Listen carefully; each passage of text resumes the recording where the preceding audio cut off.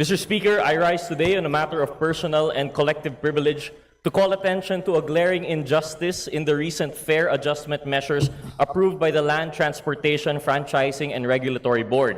A measure that is intended to cushion transport operators and drivers from skyrocketing diesel and gasoline costs, which threaten to push many beyond 100 pesos per liter and to align with previous minimum wage adjustments across the regions. Amid the escalating fuel prices triggered by the ongoing tensions in the Middle East, the LTFRB has rightly responded by granting fare increases to various public utility vehicles. These include public utility jeepneys, metro and city buses, provincial buses, airport taxis, transport network vehicle services for cars, and point-to-point services. The adjustments range from 8% to as high as 20% or more in some categories. For instance, the base fare for traditional PUJs rising from 13 pesos to 14 pesos for the first 4 kilometers, metro air-conditioned buses seeing a 20% increase on initial fares, and TNVS sedans getting a substantial base fare hike from 45 pesos to 65. Yet, conspicuously and unjustly left out from these relief efforts are our motorcycle taxi riders and our hardworking delivery riders. I dare ask, Mr. Speaker, bakit po?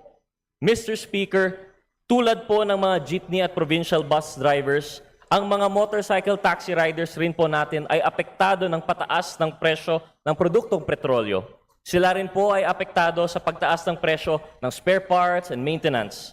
Hindi rin po sila exempted sa pagtaas ng presyo ng bilihin that every Filipino household now endures. This representation believes that hindi dapat mapag-iwanan ang mga motorcycle taxi riders at ang mga delivery riders. Mr. Speaker, as the whole of government works together to address these pressing challenges through fuel subsidies for some sectors, provisional fare hikes for others, and broader economic measures, let us remember that motorcycle taxi riders and delivery riders deserve equitable support and recognition. They navigate the same congested roads, bear the same fuel burdens, endure the same risks on our streets, and serve millions of Filipinos.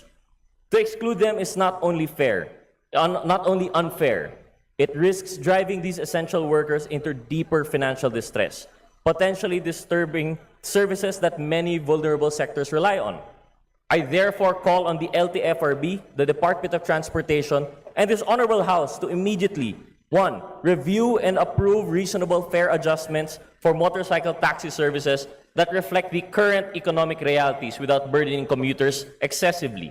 2nd, extend targeted subsidies, fuel assistance, or other forms of support specifically to motorcycle riders and delivery personnel to help mitigate the impact of price volatility. And 3rd, conduct inclusive consultations with rider organizations, including those represented by our sector, to ensure their voices shape future policies on transportation and livelihood protection. Mr. Speakers, our riders are not asking for privileges. Hindi po special treatment ang hinihiling po nila. They are asking for fairness and inclusion. Supporting them aligns with our shared commitment to economic recovery, just practices, and inclusive growth. The party list stands firmly with our motorcycle riders and delivery riders, and we will continue to advocate tirelessly until equity is achieved. Maraming salamat po, Mr. Speaker, and thank you for honorable colleagues for the time.